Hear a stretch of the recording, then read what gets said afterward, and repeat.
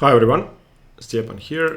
Today I'm going to show you round one of the Vrsar Open, which I played last month.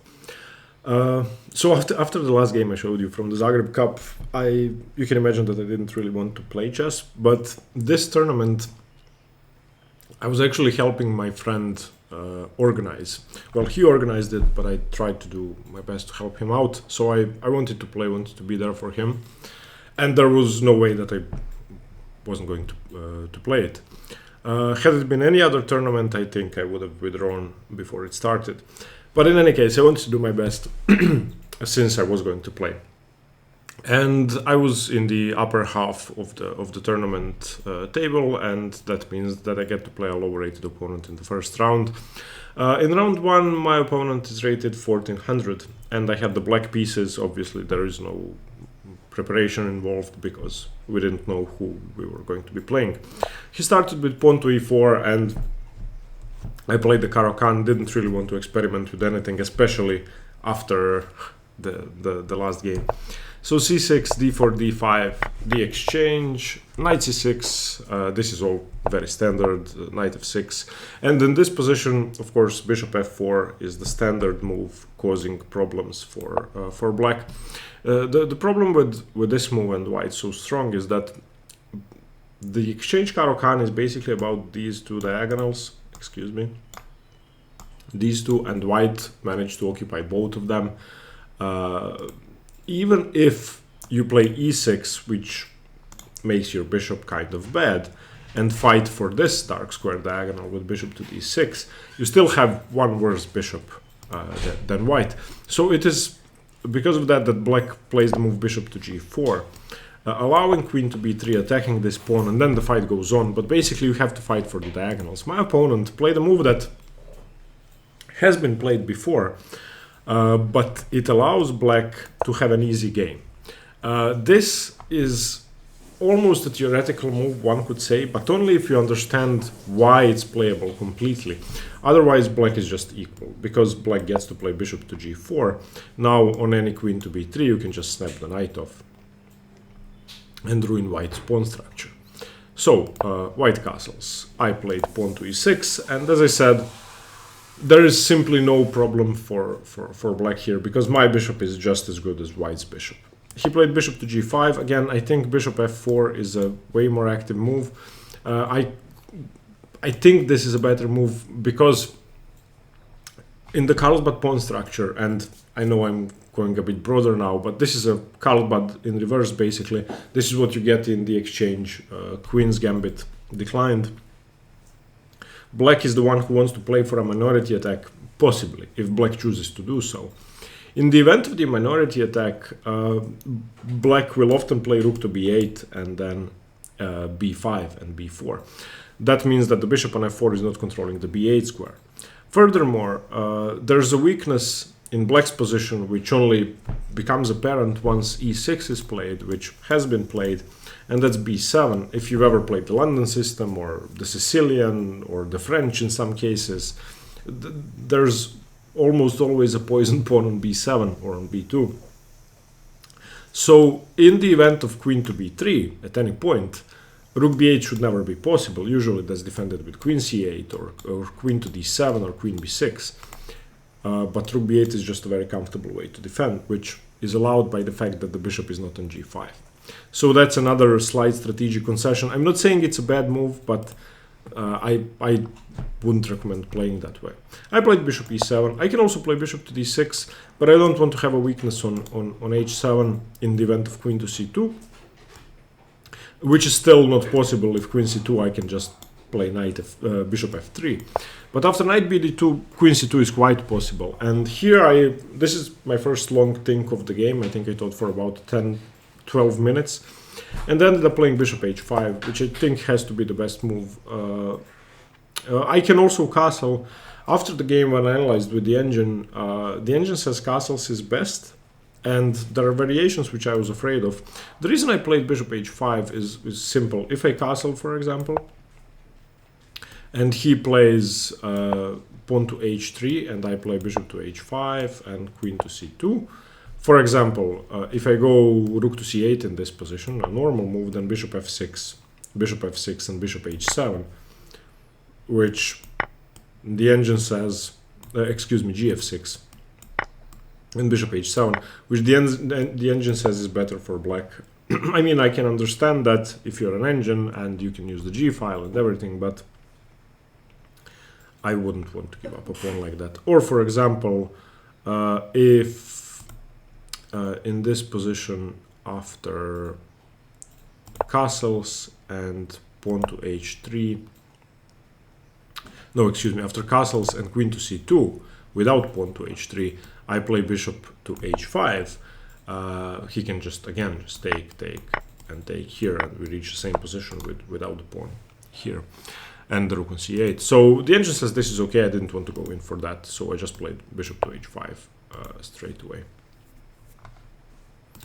Okay, here he played queen to b3, and now I can defend comfortably with rook to b8. I mean, the worst thing is that I want my rook on b8 anyway. Okay, rook f1, castles, knight e5. Okay, I don't want to allow knight d to f3, and then on any knight e5 he can play knight e5, so I just took that off straight away. I think taking with the pawn is interesting. That should be better in my opinion. If I were playing white, I'd have taken with the pawn definitely, because it gives me some imbalance in the position I could play for. And after knight d7, for example, bishop e7, queen e7, it's equal, but now f4, f5 can be interesting. Knight e5, rook e5 played. I played bishop to g6. His bishop is simply better than mine. In fact, mine is doing absolutely nothing on the h5, d1 diagonal at the moment, so takes. He played rook e2, which I didn't like. I thought that was just a waste of tempo.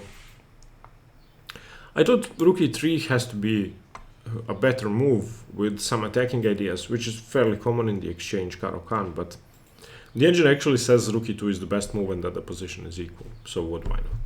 But rook e2 just seemed kind of passive. I mean, you can play it once I play knight d7 if you want to play it. Okay, queen c7, I just want to improve my pieces. Knight f3, bishop d6, h3. This is a weird move, I think. Firstly, it's unnecessary because he can just play knight e5 to block my queen and bishop.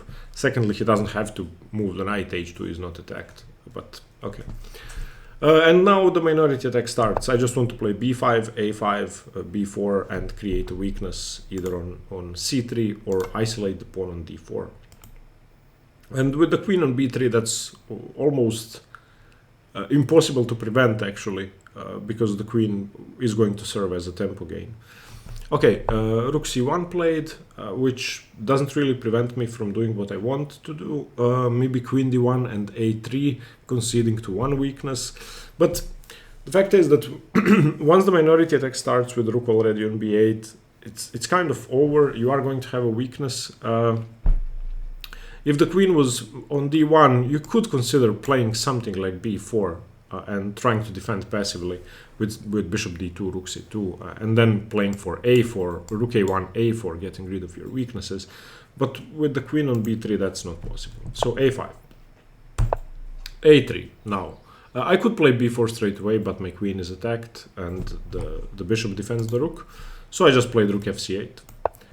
He played rook e to c2, and now now I played knight e4. This is a very strong move because the bishop basically has to go to e3. This wouldn't work if bishop h4. I could even consider f6 and g5, trapping the bishop or winning a pawn here. But after bishop e3, the point wasn't only to chase the bishop away; it was to gain, to transpose into a winning endgame. Here, there are a couple of ways to play.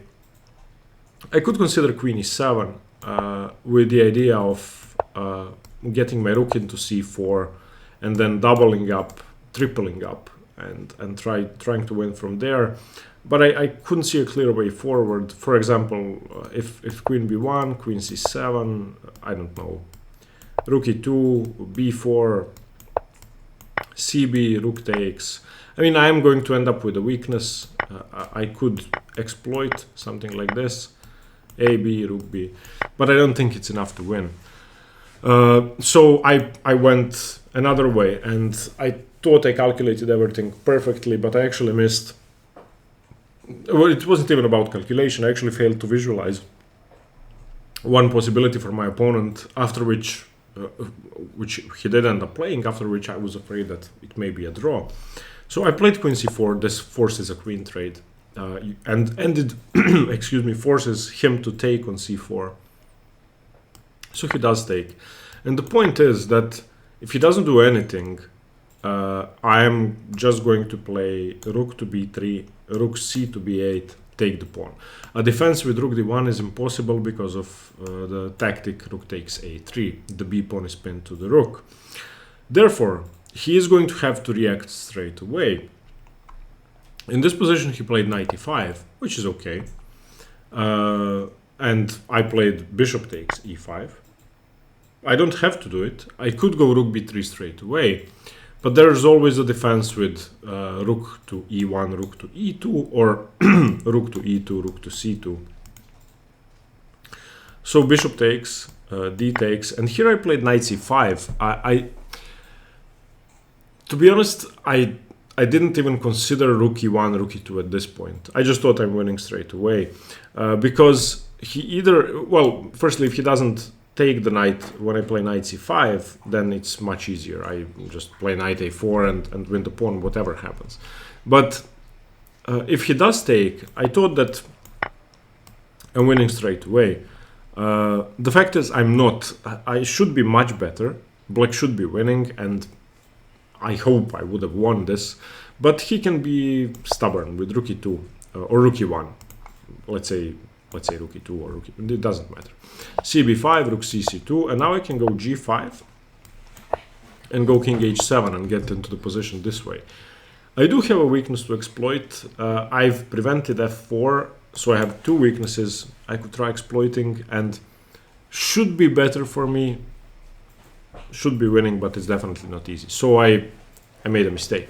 I would just like to mention that this idea with queen c4 is very common in the minority attack and in the Caro-Kann, and I actually managed to get better endgames multiple times with a maneuver such as this.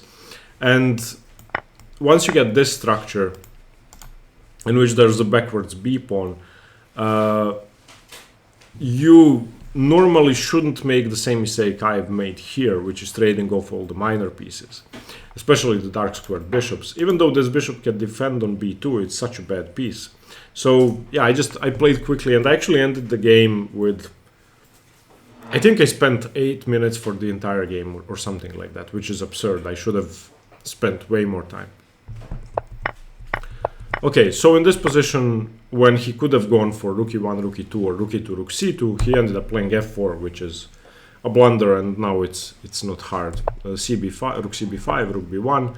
I played a4 first, because if I play rook b3 first, maybe he can play a4, and then on rook a3, I don't win a pawn straight away. I wanted to just take on a3, so it's a matter of preference.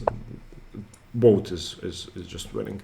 a4, king f2, rook b3 now, king e3, rook a3, b8 takes, king d4, rook b3. I don't know, this is resignable, but he played on for a few more moves here. G5, king f8, and here he resigned. So I wouldn't say I underestimated my opponent. I didn't, because I spent a ton of time in the opening on bishop h5, which, I mean, this sort of was a critical position in the opening, and after bishop h5 I just played on, because I played so many boring exchange Caro-Kann games that I just wanted to get to my slightly better endgame and start a minority attack, and I knew what I was doing. But yeah, I shouldn't have made that mistake late in the endgame. Okay, thank you for watching. I hope you got something from this, even though it was a boring opening. Let me know what you think, and stay tuned for more chess. Bye bye.